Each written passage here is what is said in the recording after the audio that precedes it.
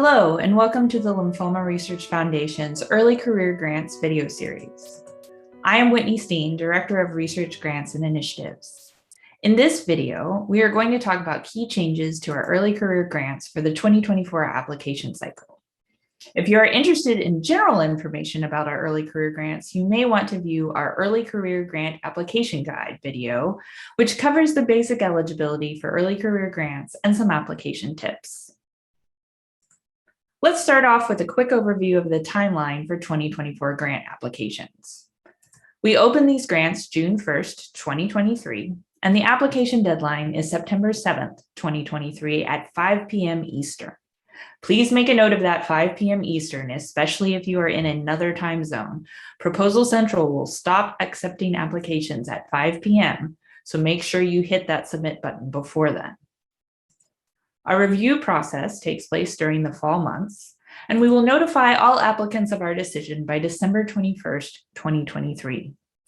All grants will start between March 1st and July 1st of 2024. Our default start date is March 1st for Fellowship and CDA and April 1st for LSRMP.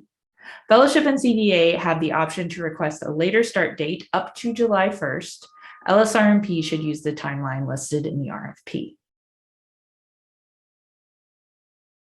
We have several big changes that have been made to our grant programs for 2024. First up, we have made a major increase in the time and amount of our postdoctoral fellowship grant. This grant is now 3 years at $65,000 a year, or $195,000 total. $60,000 per year is set for salary and fringe, and the other $5,000 a year can be used for non-personnel research expenses or professional development. Please see the RFP for more details on allowable expenses. LRF is excited to make this increase so we can better support researchers at the postdoctoral and clinical fellow level. Now let's talk about changes that affect all three of our programs: postdoctoral fellowship grants, career development awards or CDAs, and the Lymphoma Scientific Research Mentoring Program, or LSRMP. Due to a number of early career grantees experiencing delays or gaps in their training over the last few years as their institutions coped with the COVID-19 pandemic, we are extending the maximum eligibility limit for every program by 1 year. So for example, where the maximum limit for a postdoctoral fellowship applicant has been 5 years post-receipt of your doctorate degree, it will be 6 years this year. We encourage you to check the RFPs for the programs you are interested in, especially if you know you were close to the maximum limit last year, as you may still be eligible. A quick note here that any eligibility time limits are always based on the earliest start date of the grant period. So this year, that earliest start date is March 1st, 2024.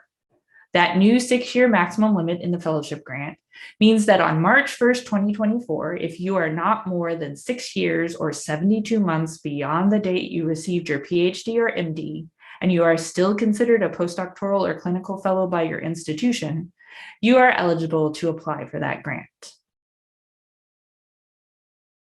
Also new for all grants this year is our new section for applicants who are resubmitting an application that was considered in a previous LRF grant cycle.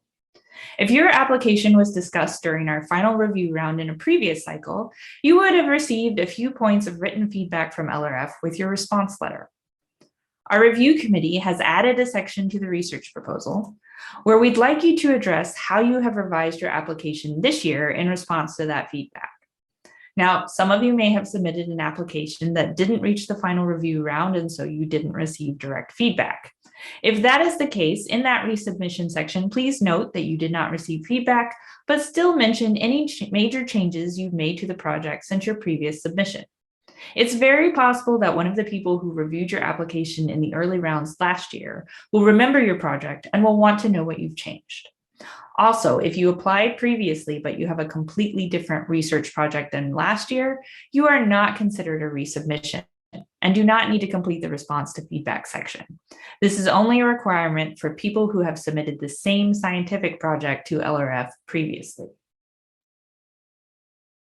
For fellowship applicants and our CDA applicants who are still fellows, We are requesting that you add to the quantitative milestone section of your research proposal a brief description of how you plan to transition out of your fellowship and how that will affect your project if you anticipate that happening prior to the end of the grant period.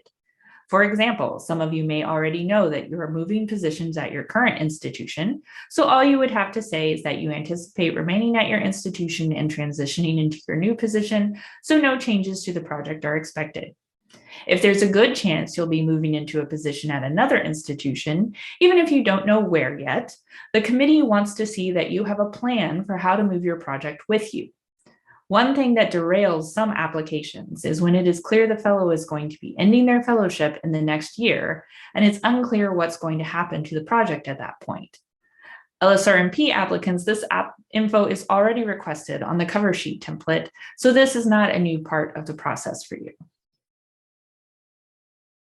We also have a change that allows CDA and fellowship grant applicants to check a box indicating that you are willing to allow the review committee to forward your application to our LSRMP review committee. What that means is that during the course of review, the committee may look at an application that isn't going to be funded and note that the applicant would really benefit from attending the LSRMP workshop. If the applicant has checked that box saying, I would like to have my fellowship grant or CDA application considered for the LSRMP, then they will pass that application on to the LSRMP review committee, and the committee will take a look at how that applicant compares to the other LSRMP applicants.